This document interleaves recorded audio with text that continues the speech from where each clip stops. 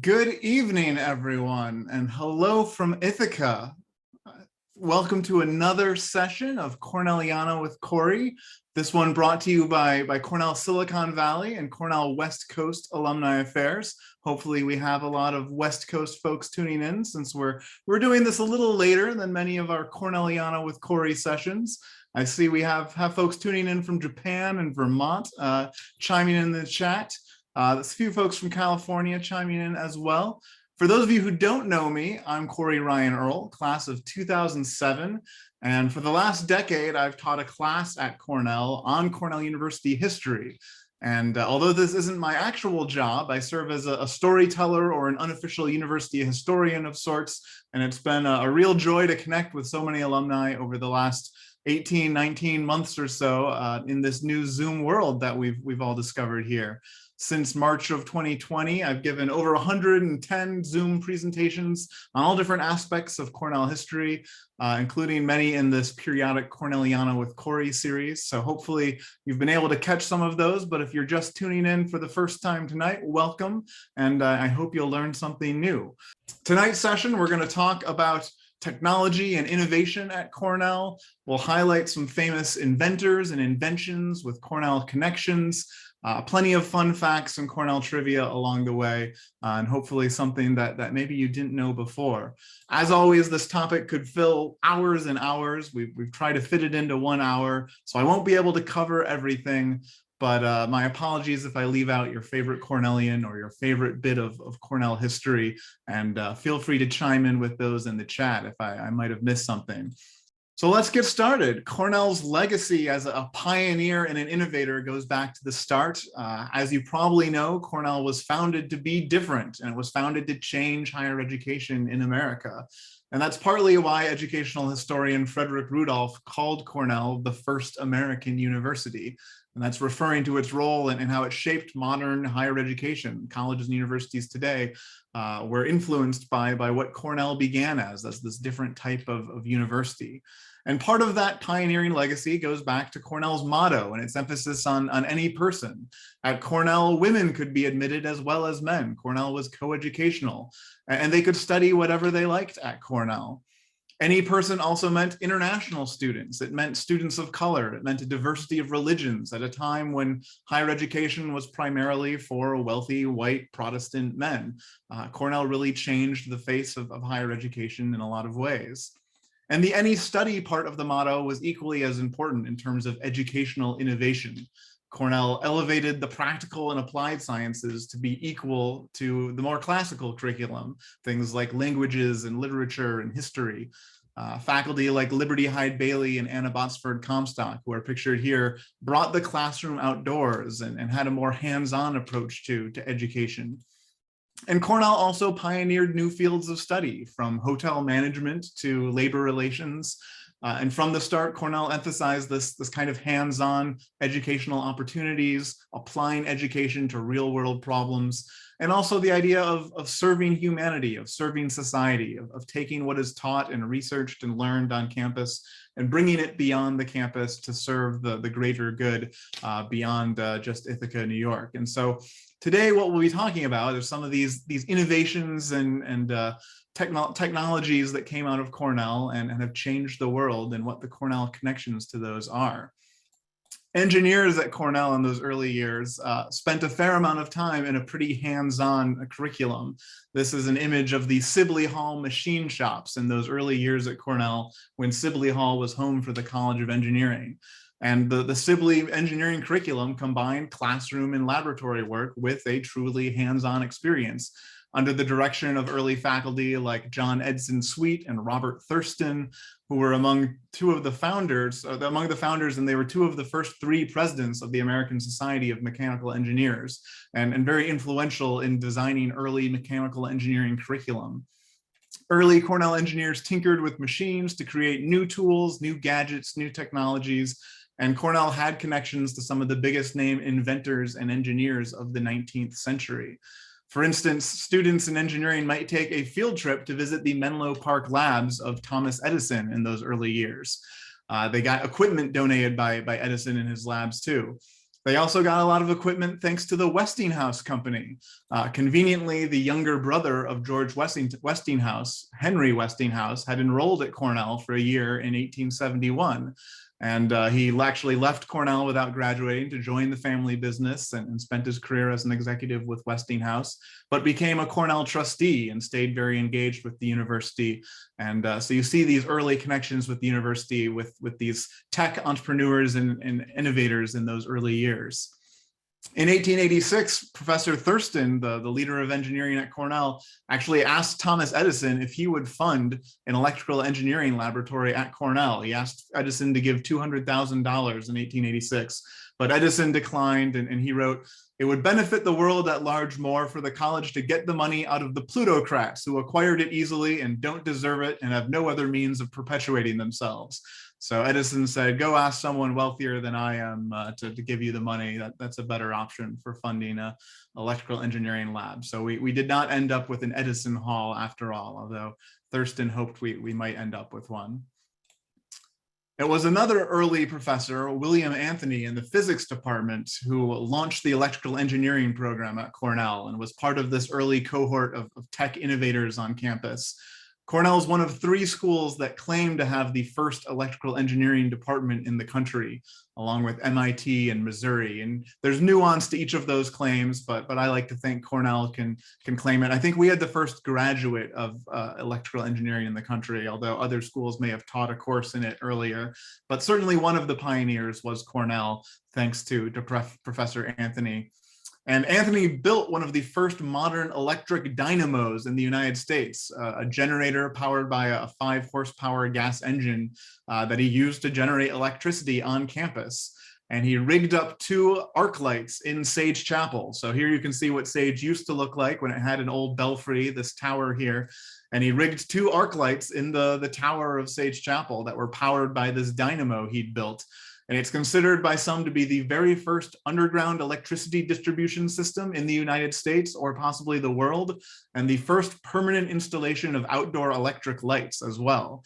And so imagine a time when there are no electric lights anywhere, and you live downtown in Ithaca, for instance, and you could look up at the hill, look up at Cornell's campus, and you saw these 2 lights in the Sage Chapel belfry. And it was said you could see it from miles away. If you were on West Hill across the lake, for instance, you could look over at the Cornell campus on East Hill and see the Sage Chapel lights that Professor Anthony had installed, some of the first outdoor electric lights in the world. But if there's one Cornellian who epitomized technology and innovation, it's Ezra Cornell himself. So you got to go all the way back to the beginning. Ezra was truly the first tech entrepreneur from Cornell University. Arrived in Ithaca in the 1820s, worked as an engineer for the local mills, was hired by Jeremiah Beebe, one of the local mill owners, and Ezra was sort of his chief engineer. And he physically shaped the landscape of Ithaca. He built this tunnel, for instance. Some of you might be familiar with Ezra's tunnel that he blasted from both sides with blasting powder and used that tunnel to create a mill race to bring water to the mills from the gorge, from Fall Creek Gorge. He created Beebe Lake. There was no lake there when Ezra Cornell arrived in Ithaca. It was a marshy, swampy area, and he oversaw construction of the first dam to create this lake to be a water source for the mills. The mills needed power from water during drier seasons, so Ezra Cornell was the one who solved that problem by creating the Beebe Dam and thus Beebe Lake. After his time as an engineer, he ended up selling plow patents in Maine and Georgia. But that was what shaped the next piece of his career, because he was in the right place at the right time. Some of you probably know this story. And Ezra gets asked to design a plow that would lay telegraph cable underground. A friend of his had been asked by a man named Samuel Morse to create a plow that could lay telegraph cable underground for this new crazy communications invention that Morse had come up with. And so Ezra actually has a patent. You can look up this patent online if you go to old patent records. Here's Ezra Cornell's hand drawing, and there's the official patent application drawing of it. And this was a plow that would lay cable underground off of a spool and then bury it back up. and that was designed to help build the first telegraph lines. And that was how Ezra got involved in the telegraph industry. But you see his inventiveness and engineering know-how being put to work as he gets involved in the telegraph. And then Samuel Morse hires Ezra to be his assistant as the telegraph is in development in these early years. We often think of Ezra as uneducated. He had a very little formal schooling, had about a third grade education in terms of formal schooling. But in fact, he was a really smart guy. And his work on the telegraph, I think, is a great demonstration of that. There are piles of notebooks where he taught himself physics and electromagnetism once he was hired to work for Samuel Morse and help improve this new technology. And so here are some of his notes where he's teaching himself electromagnetism. And you can see there's all sorts of citations at the bottom of the pages. He's reading academic articles. He's reading through magazines and journals, trying to better understand physics so he can be a better part of the team that's developing this new technology. And so I think it's really neat to see how much effort Ezra put into teaching himself during this process. He went to the Library of Congress and took out books on physics and electromagnetism. He consulted famous scientists like Joseph Henry, for instance. Joseph Henry was the founding secretary of the Smithsonian. He's also my great uncle, once removed, something along those lines. I forget the exact relation, but Ezra and Joseph Henry corresponded as they talked about electromagnetism and this new telegraph technology. And Ezra put his education to work. He ended up improving upon the telegraph in several ways, one of them being helping popularize hanging telegraph wires on poles instead of burying them underground. Cables weren't well insulated. It wasn't working well when buried underground. And Ezra helped build the first telegraph lines above ground with the cables strung on poles. His experiences with the telegraph would sound familiar to a lot of tech startup founders today. He had to troubleshoot a lot of bugs. He had to keep tweaking the design. He designed glass insulators that could be used for the telegraph that he created using his knowledge of electromagnetism and what would work best. And he also put in a lot of time and hard labor while someone else took most of the credit. Samuel Morse gets the credit for the telegraph, and Ezra always thought, he probably deserved a little bit more, that Ezra himself deserved more credit than he got for his role in tweaking the design and really ensuring that it worked. He sometimes thought Morse was a little too full of himself. Morse liked to be referred to as the professor, for instance. And there's a sense that Ezra felt really disrespected and looked down upon as kind of a rural country bumpkin without much of an education. And I think that's partly why Ezra put so much effort into making sure he was knowledgeable. But part of Ezra's job was going out and getting investors too. He went to New York City, for instance, and gave demonstrations of the telegraph. He set up demonstration telegraph cables that were strung a few blocks in the city and would tell people to come see this new technology, invest in this new technology. And he really recognized its potential as something that could change how people communicate and really change society. So he's someone that I think would appreciate the sort of Silicon Valley culture of new technologies and investing in new ideas. I think that would have been exciting for him. And you probably know that Cornell has the original telegraph receiver. This is the first device to receive a telegraph message. It's on campus in the university archives at Kroc Library. And if you go to the Ezra Cornell statue on the Art Squad and walk around the back of it, you can see that piece of technology on the sculpture, recognizing Ezra's involvement in the telegraph industry. But Ezra was just the beginning of Cornell's legacy that changed how people communicate. In fact, we might not be on Zoom today if it weren't for a Cornell tech innovation. And that's a little thing called See You, See Me, which was developed in 1992 as the very first free internet video conferencing platform, long before the days of Zoom and Microsoft Teams, etc. It's believed to be possibly the first software to be referred to as a video chat software, predated the modern video conferencing industry, but a product developed at Cornell, hence the name See You, See Me. But it was responsible for enabling the first multi-point internet-based video conference to connect schools worldwide for collaborative projects. It was the platform for the very first internet radio station and the first live television broadcast to the internet. So it was an influential piece of software that's sort of forgotten about today, but was designed in those early years of the internet and software at Cornell.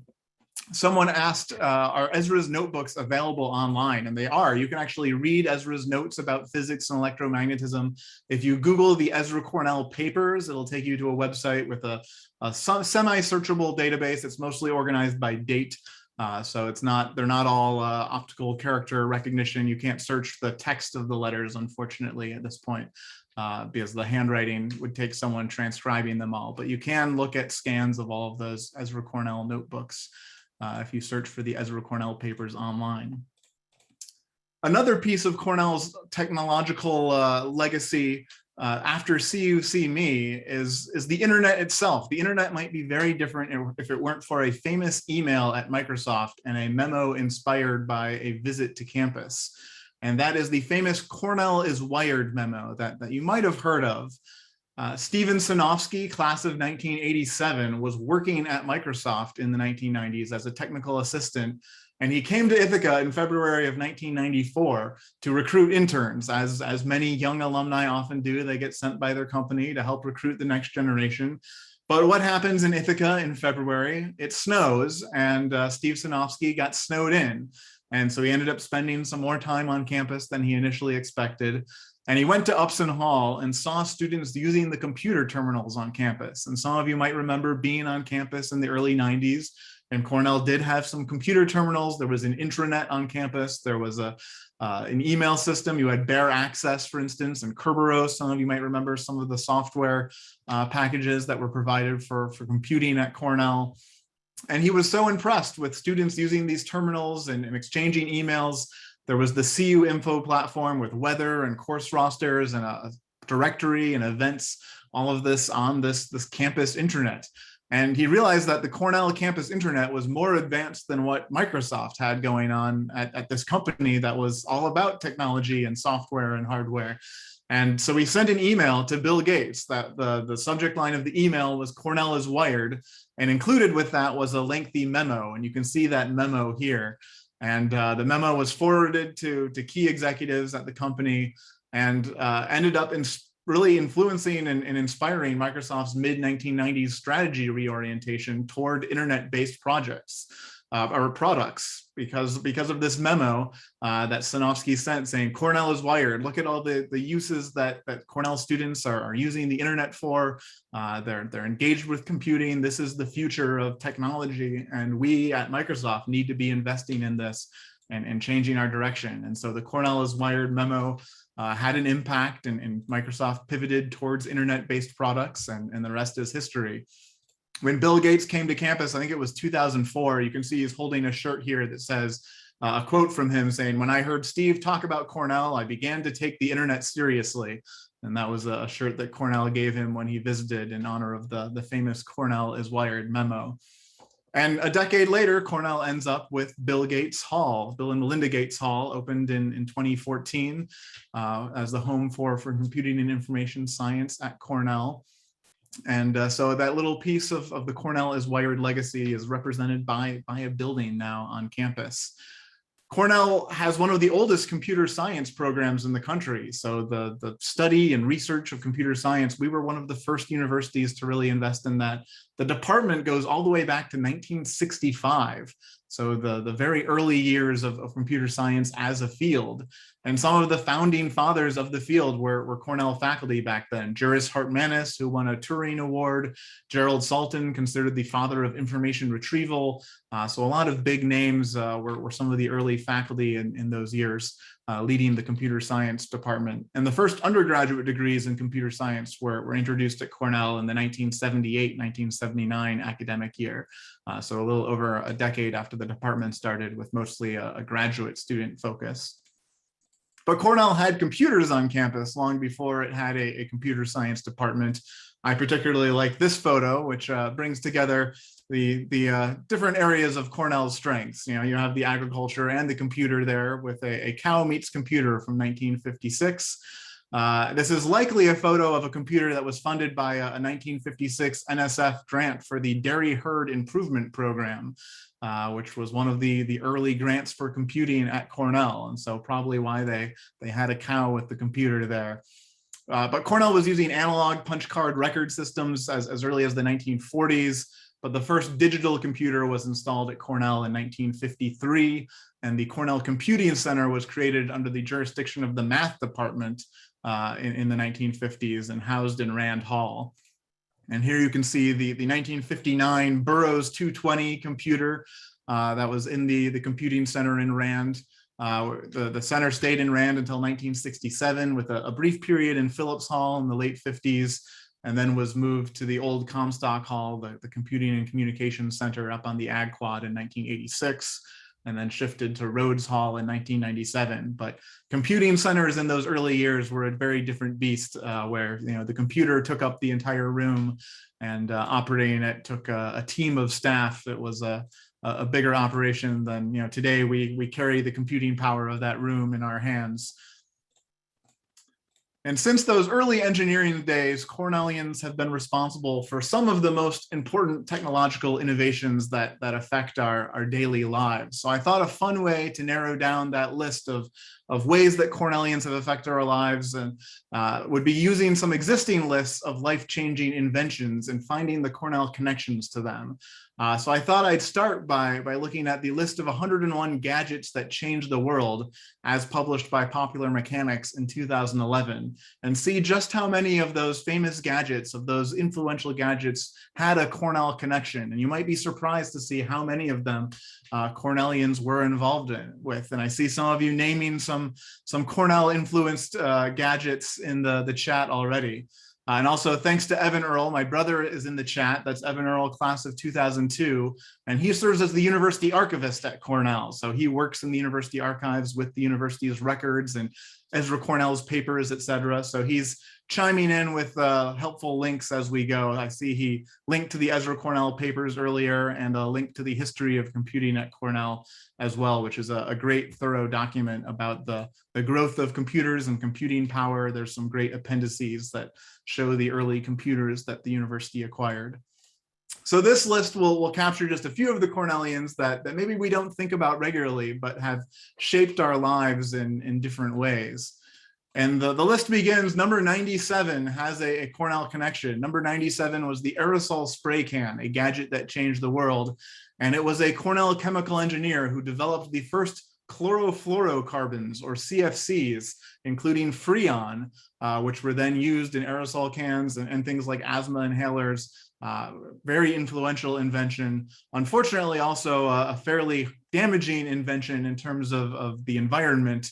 Thomas Midgley, class of 1911, was this engineer. He also developed leaded gasoline, or tetraethyl lead, as a way to prevent knocking in combustion engines.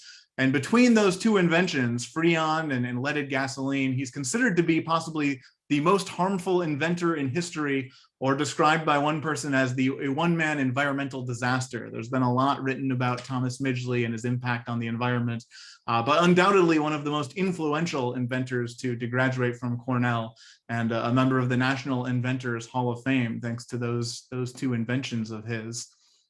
But he's followed by a more positive note in terms of Cornell inventors. Number 60 on the list is the Moog synthesizer, an invention that came out of Cornell from Bob Moog, Robert Moog, PhD, 1965.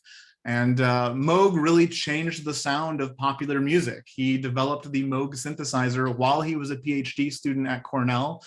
In fact, it became the first widely used commercial synthesizer in 1964, a year before he finished his PhD. He opened up shop in Trumansburg. The first Moog synthesizer production facility was in Tompkins County in nearby Trumansburg. And these early synthesizers were picked up by popular music acts. The Doors, the Grateful Dead, the Rolling Stones, the Beatles. They became a staple of progressive rock, and it really shaped the music people listened to, this early electronic music, synthesized music.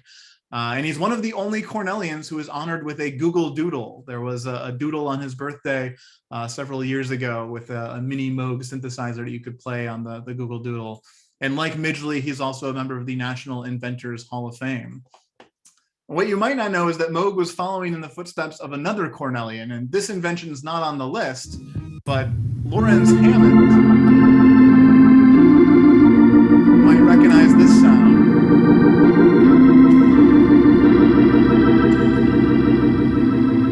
So Lorenz Hammond invented the Hammond organ, as well as the Novacord, which was the world's first commercial polyphonic synthesizer. So another early electronic instrument.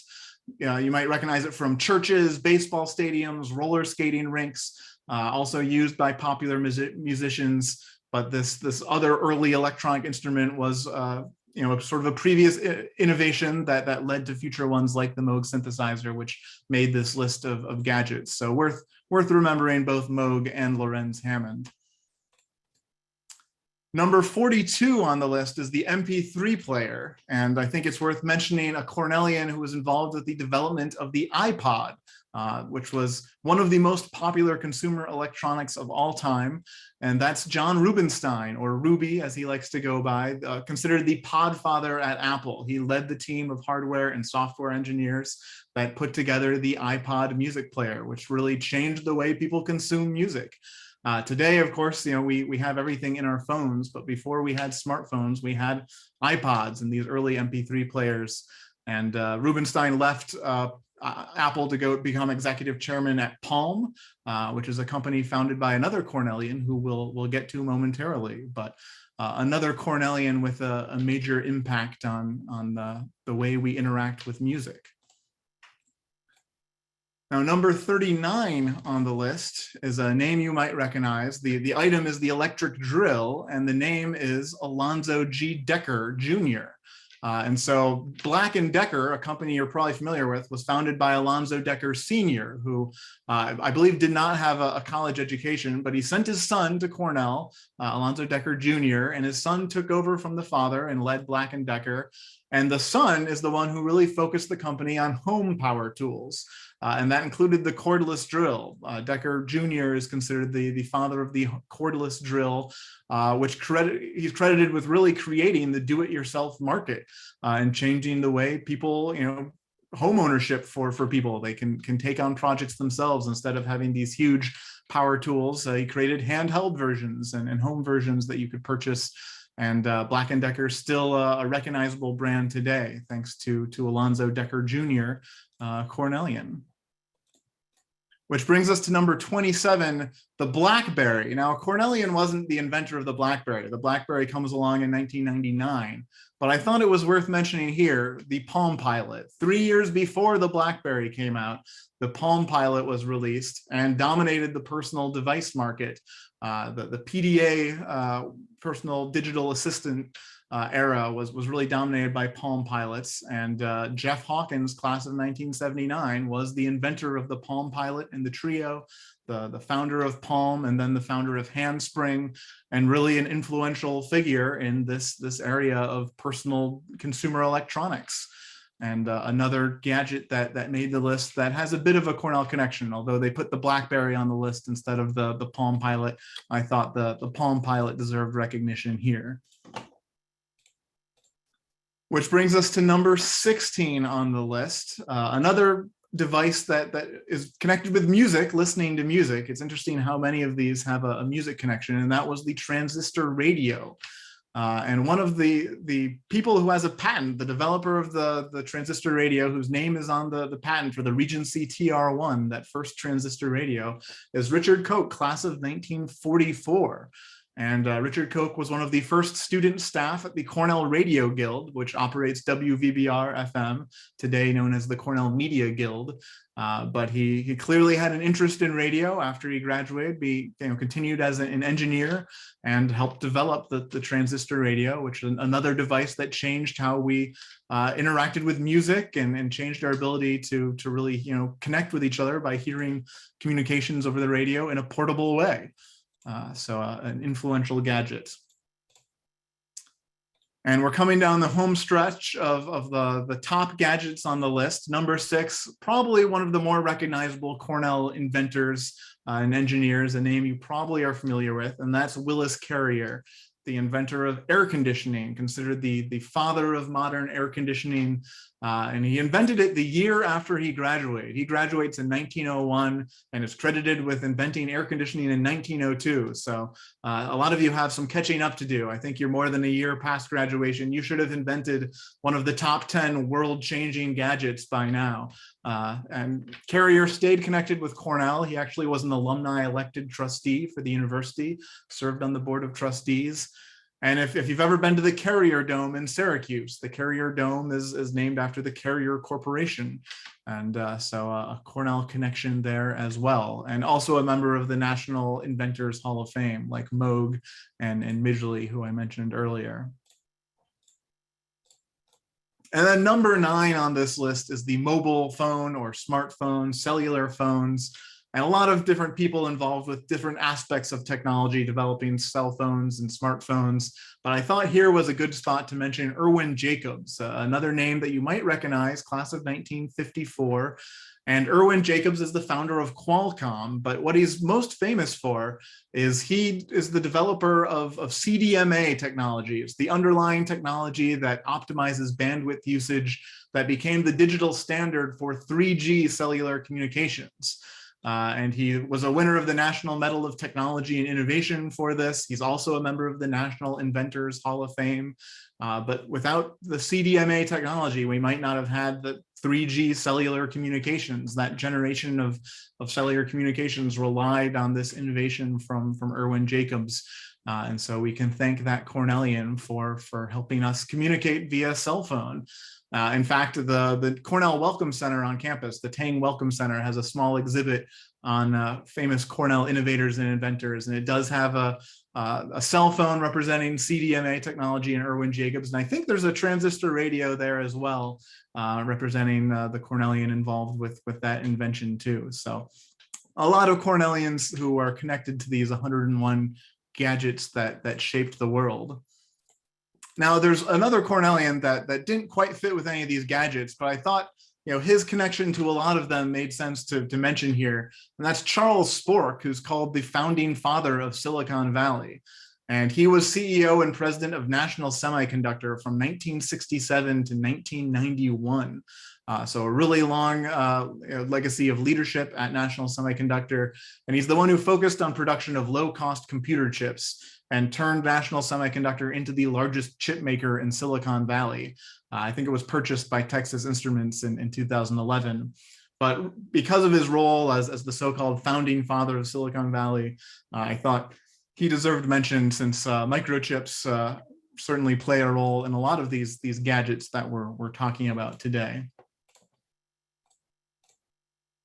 And so another list that has some Cornellians on it, a few different gadgets on this list, is a list from 2016 from Popular Science. So not Popular Mechanics, but Popular Science, where they picked 100 inventions that changed the world. So I decided, let's look at that and see what Cornellians made this list. And this is an unranked list, so it's not in any particular order. But once again, quite a few inventions that have a Cornell connection that I thought would be worth highlighting tonight. And one of them goes back to the start. The telegraph is on the list. There's that first telegraph receiver that we have at Cornell University. Changed the way people communicate. This was the internet of the mid-19th century. Suddenly people could communicate. Instead of mailing a letter that could sometimes take weeks to arrive, you could communicate nearly instantaneously over wires. And it's hard for us to appreciate how revolutionary that was. And we owe Ezra Cornell a debt of gratitude for making that happen. Another item on this list, though, was the pill. The oral contraceptive. It goes back to a Cornellian as well. Gregory Pincus was in the class of 1924 in the College of Agriculture. And he did research on hormones and did a lot of hormonal contraceptive research. Was one of the first people, I think the first person to successfully have in vitro fertilization in rabbits as part of his research. And he ends up developing Enovid, the first oral contraceptive pill that becomes commercially available. This becomes a catalyst for the sexual revolution, one of the most influential inventions in history, thanks to this Cornellian Gregory Pincus. And also a member of the National Inventors Hall of Fame for that invention. The next item on the list is video games, something that shapes the lives of a lot of people, a recreational activity that continues to grow as an industry. And the very first interactive analog video game was invented by a Cornellian, William Higginbotham. He was a physics PhD student. He never actually finished his PhD at Cornell, so he doesn't have a Cornell degree, but did spend some time at the university. And he developed a product called Tennis for Two, which was this early video game that used an oscilloscope for this display. And it's considered to be the first computer game created purely as an entertainment product rather than for academic research or commercial technology promotion. And it was basically a little tennis game that you could play on an oscilloscope by turning some dials. And this was the origin of video games. A lot of Cornellians have been involved in the video game industry. Probably the next most influential one, though, is Don Greenberg. And I imagine many of you took a class from Don Greenberg at some point because he's taught at Cornell for, I think, over 50 years at this point. He graduated in 1955, got his PhD at Cornell in 1968, but has been on the Cornell faculty for decades. And in 1977, he created one of the first color computer graphic simulations. It was called Cornell in Perspective. And here you can see it pictured on the cover of Scientific American magazine. And it included a computer model of the art squad and sort of moving the camera around this computer model of the art squad. But really one of the first notable graphic simulations. This got a lot of attention, hence the article in Scientific American. And Professor Greenberg led the computer graphics program at Cornell for decades. I think he's still teaching. I know he's semi-retired at this point, but within the last few years, he was still teaching classes and still giving lectures on campus. And I believe he's still in Ithaca. But he mentored many of the pioneers in the computer graphics industry, many of the folks at Pixar, some people who have won Academy Awards for technological innovation, the technical Oscars. Some of them have come out of Cornell thanks to the mentorship and leadership of Don Greenberg in terms of computer graphics. So another individual worth recognizing in terms of the legacy of video games. Another one of these inventions that changed the world is the cardiac pacemaker, specifically the implantable cardiac pacemaker. And that's credited to Wilson Greatbatch, Cornell class of 1950. He's someone else who won the National Medal of Technology and Innovation, member of the National Inventors Hall of Fame as well. But he's the one who came up with the small battery-operated implantable cardiac pacemaker that changed medical technology, a really important biomedical innovation that came from a Cornellian. Pasteurization is an invention that also made this list. And although a Cornellian didn't invent pasteurization, there's one Cornellian who deserves some credit in terms of why everything is pasteurized today, why dairy products typically are pasteurized. And that's Alice Catherine Evans, class of 1909, who was a real pioneer in bacteriology. She investigated the bacteriology of dairy, and she was one of the first people to really warn against the dangers of raw milk. And her efforts and her research led to the widespread pasteurization of dairy and significant reduction in bacterial infections from dairy in the United States. Had a very important role in making dairy safer. She was also the first woman bacteriologist to have a full-time job at the USDA, was the first woman to be president of the Society of American Bacteriologists, and really a pioneering scientist in several ways, and deserves being recognized as well. The computer, of course, made the list of inventions that changed the world, but what you might not know is that the very first digital computer was invented by a Cornellian, also the first person to remotely control a computer. And that's George Stibitz, got his PhD from Cornell in 1930, went to work for Bell Labs after graduation, and he built the complex number calculator, or Bell Labs Model 1 computer machine. And he demonstrated this at a 1940 conference at Dartmouth. And at that conference, he demonstrated the first use of remote computing by sending commands to New York via a teletype through a telegraph line. And so once again, Ezra Cornell's influence coming in here, since a telegraph line was used. And Ezra, the guy who built many of those early telegraph lines. but this was the first use of remote computing, the first digital computer. And he's also credited with being the first person to use the term digital to refer to calculating machinery as sort of a contrast to analog. He's the one who wrote a memo proposing that the word digital be used as the alternative to analog. And that's a term we all use today and take for granted. And you can thank this Cornellian, George Stibitz, for popularizing digital as a term for that use of digital. Obviously, digital was used for, referring to fingers and digits before that, but not in the sort of technological way that we use it today. And he's also a member of the National Inventors Hall of Fame. The compass made the list of the 100 inventions that changed the world. And while the compass wasn't invented by a Cornellian, this is a good spot to mention Elmer Sperry. And some of you may have lived in Sperry Hall on West Campus, or have less than fond memories of Sperry Hall, one of the university halls on West Campus. And it was named after Elmer Sperry.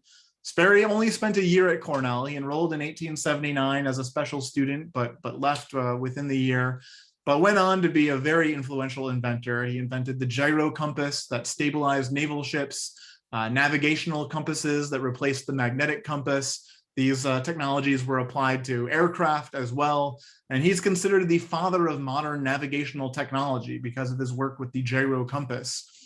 He sent 2 of his kids to attend Cornell, and the family helped support the naming of Sperry Hall, helped make a gift to Cornell to get that name on the building. So another Cornellian worth remembering in terms of inventors. And then finally, this list includes vaccination as one of the 100 inventions that changed the world. And vaccination's not invented by a Cornellian, but this is a good time to mention the co-founder of Moderna, a name in the news a lot these days, but Bob Langer, Robert Langer, class of 1970, is the scientific co-founder of Moderna and one of the most influential biomedical innovators in the world today. Also a winner of the Medal of Science and the Medal of Technology and Innovation, one of the only, I think only 3 living people have received both of those, the National Medal of Science and National Medal of Technology and Innovation. Also a member of the National Inventors Hall of Fame, and that's thanks to his work on developing controlled drug delivery technologies. Really a pioneer that laid the foundation for the field of controlled drug delivery. Also done some pioneering work in tissue regeneration, but a particularly important Cornell innovator when it comes to vaccines, as we hear about Moderna a lot these days. I thought it was worth mentioning him. Now, one thing you might have noticed on these lists of Cornell inventions and inventors is it's a lot of dudes, a lot of guys. And one of the reasons is, of course, enrollment at Cornell. Men significantly outnumbered women for most of Cornell's history, despite being a coeducational institution. You can see here, this is the College of Engineering's enrollment by gender. And the red line is women's enrollment in engineering. And it's not until 1970 that that number really begins to be more than a handful of women studying engineering at Cornell. But over the last few years, women have now begun to outnumber men in engineering at Cornell and at Cornell as a whole. But Cornell is the first engineering school of its size to have women outnumber men, thanks to a concerted effort by the leadership at Cornell to really bring more women into engineering. And Cornell has been a pioneer in that sense. We actually have a long history of pioneering women in engineering. So I wanted to mention a couple, including Sibley Kate and Nora Stanton Blatch. These were 2 of the very first women to study engineering at Cornell. I mentioned earlier that women could study whatever subject they wanted at Cornell. They weren't limited to certain fields, as might have been the case at some universities. And Kate Gleason, who was called Sibley Kate because she was the one woman hanging out in Sibley Hall in those early years, was the very first woman to enroll in engineering at Cornell. Although she didn't finish her degree, she left to go work for her family company in Rochester, the Gleason Works family machine tool company in Rochester, and a very influential figure in the Rochester community with the machine company and as a community citizen. And in fact, RIT's School of Engineering is named after her because of her role in Rochester and as a pioneering woman in engineering. And she was the very first woman to get membership in the American Society of Mechanical Engineers, ASME. Now, Nora Stanton Blatch is believed to be the first woman to receive an engineering degree from Cornell. She completed her degree in 1905, studied civil engineering at Cornell, She was also the granddaughter of Elizabeth Cady Stanton, the women's rights activist, suffragist, who was a big supporter of Cornell, a supporter of Ezra in those early years. Elizabeth Cady Stanton sent her son to Cornell, and granddaughter Nora Stanton Blatch studied engineer, one of the pioneering women in engineering. And she was the very first woman to be given a degree in, or to be given membership in the American Society of Chemical Engineering, or excuse me, Civil Engineering, ASCE, American Society of Civil Engineering. Although they refused to give her full member status, she was only given junior member status until 2015, where ASCE posthumously granted her fellow status in ASCE and rectified that wrong. So it took some time, but eventually they did fix that. And so the two women who were the first members of these two major professional engineering societies both came from Cornell. Nora Stanton Blatch actually married an inventor, a radio pioneer, Lee DeForest, a name some of you might know, but they divorced because he expected her to be a housewife instead of an engineer. And she said, no, I'm an engineer. I'm going to practice engineering. And so the relationship didn't work out because she wanted to continue to practice her trade as an engineer.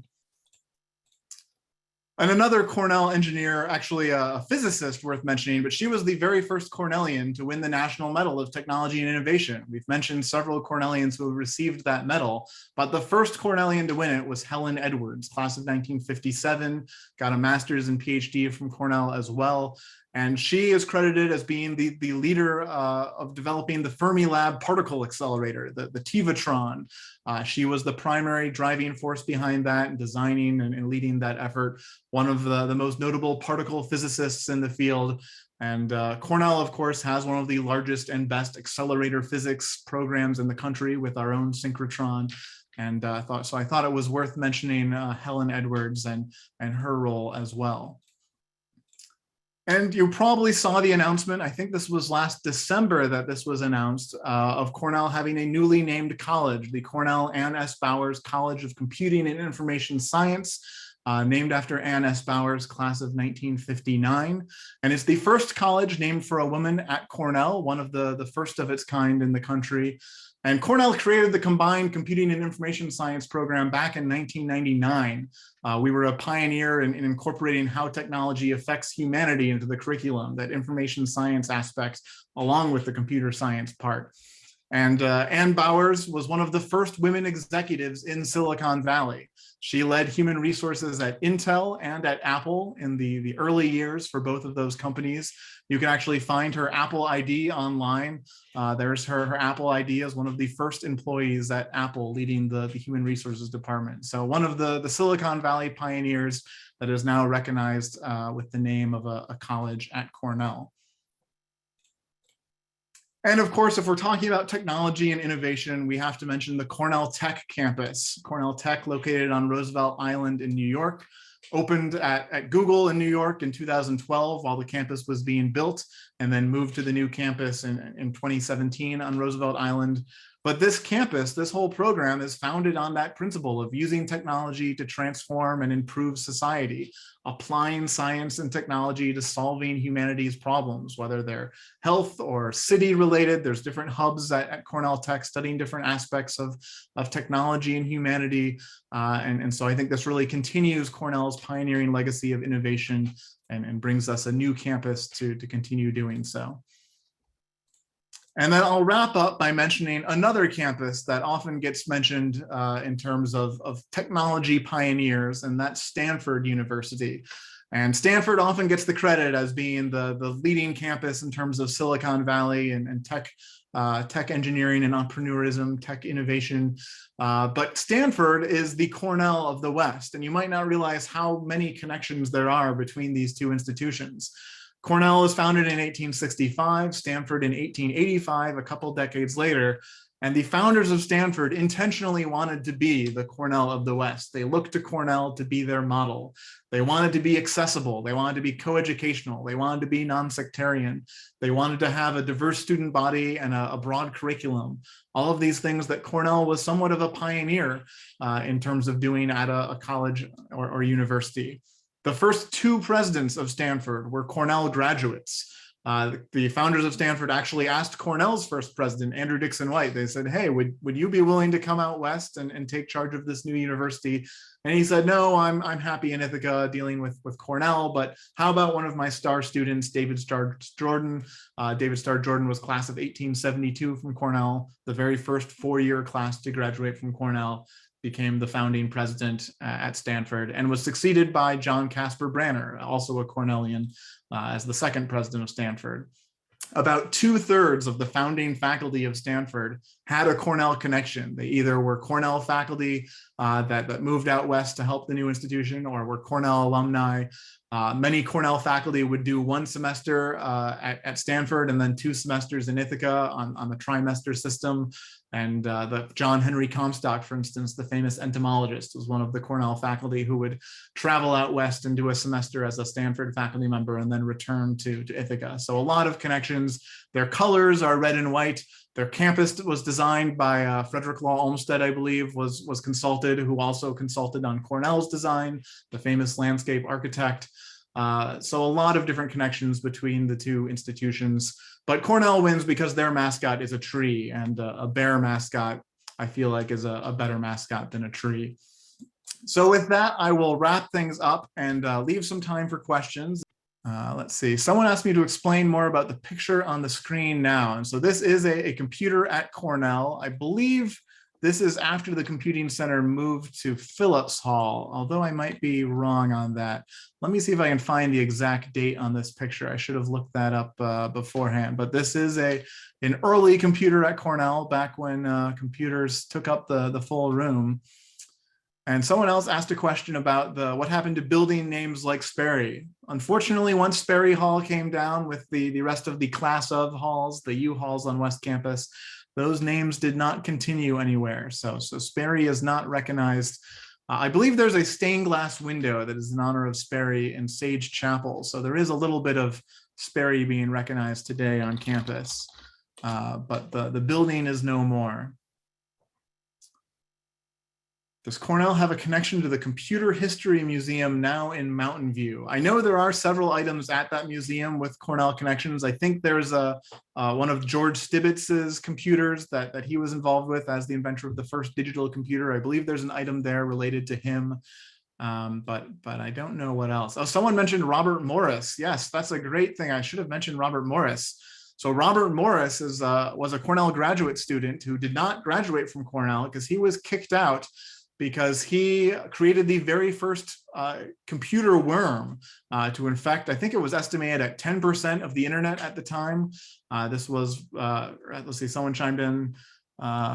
Rose, are you referring to Robert Morris in 1986? It was somewhere around that time. But that was the first, no, I think okay, yes, that was your freshman year. All right, and so he released it, I think, from MIT or Harvard, but was the first major worm to infect computers across the internet much smaller at the time. But he also became, I think, the first person prosecuted under the Computer Crimes Act, piece of federal legislation that was new at the time, was the first person to be prosecuted under that, and went on to have a very successful career as a computer scientist and professor at MIT, I believe. But another piece of computing history with a Cornell connection. When was the Cornell synchrotron started? Let me look up that exact date. There have been a lot of different pieces to the synchrotron over the years as it's expanded the different facilities at it today. But the very first part opened in, let me double check that year, because I always forget which piece opened when. So the Wilson Synchrotron Laboratory opened in 1968. Reached full power in March of that year, was dedicated in October. And that was the first of the synchrotron facility, the largest construction project in Cornell history at the time.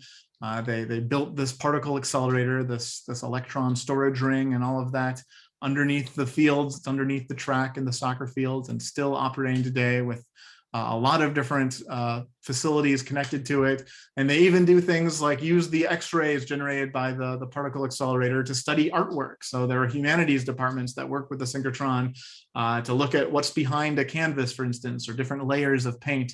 So it's really become an interdisciplinary research facility, which is one of the neat parts of having this facility at Cornell, is that it can connect across different departments and disciplines. Let's see what someone mentioned. Arecibo, of course, the Arecibo facility in Puerto Rico, noted originally a Cornell facility affiliated with Cornell for astronomy. There's actually a Cornelliana with Corey session all about Cornell and space. So if you want to learn more about Arecibo, I encourage you to check that out because there's a little bit more about Arecibo. Someone asked about Cornell involvement in the Manhattan Project. Cornell had a huge influence on the Manhattan Project. A lot of faculty, a lot of alumni, a lot of people who came from Cornell to the Manhattan Project or from the Manhattan Project to Cornell. In fact, there's a whole list online you can find of dozens of Cornellians involved with it. I think it's a page on Wikipedia of just Cornellians connected to the Manhattan Project. But a lot of the pioneering physicists, nuclear physicists, and it's one of the reasons Cornell had one of the best nuclear physics departments in the country, is a lot of the people from the Manhattan Project came to Cornell afterwards. Hans Bethe, one of the key figures that really led that effort to build one of the best nuclear physics departments in the country at Cornell. Someone mentioned Frank Rosenblatt and the perceptron. Yes, the perceptron is another piece of Cornell history. Frank Rosenblatt was a Cornell alum, and the perceptron was I don't know enough about computer engineering to really be able to describe it well, but a machine learning pioneering device that was developed by this Cornellian, one of the first machine learning algorithms, I think. You can look up the perceptron to learn a little more about that. But another device that probably is at the Computer History Museum. Looks like, yes, David chimed in saying it is at the Computer History Museum. Yes, Richard Feynman, another Cornellian another person who came to Cornell from the Manhattan Project, taught at Cornell for 5 years. And that image of the computer is from 1960. The one on the screen is an electric analog computer at Cornell from 1960. That's the only caption on the image from the Cornell archives where I pulled it. So I don't have a lot more info than that, but it comes from the College of Engineering's archives. Someone mentioned the lots of Cornellians at JPL and NASA, and the Cornelliana with Corey about space has more information about Cornell connections to space missions and NASA. I'll thank everyone for tuning in. If you have questions, feel free to shoot me an email, or I tweet fun facts about Cornell on Twitter. You can see my handle on the screen. And I hope to see you at a future Cornelliana with Corey. And I hope you learn to appreciate all of the gadgets and devices in our lives today that have a Cornell connection that maybe you didn't know about. Cornellians have affected our lives in countless ways. So thank you for tuning in, and have a great night.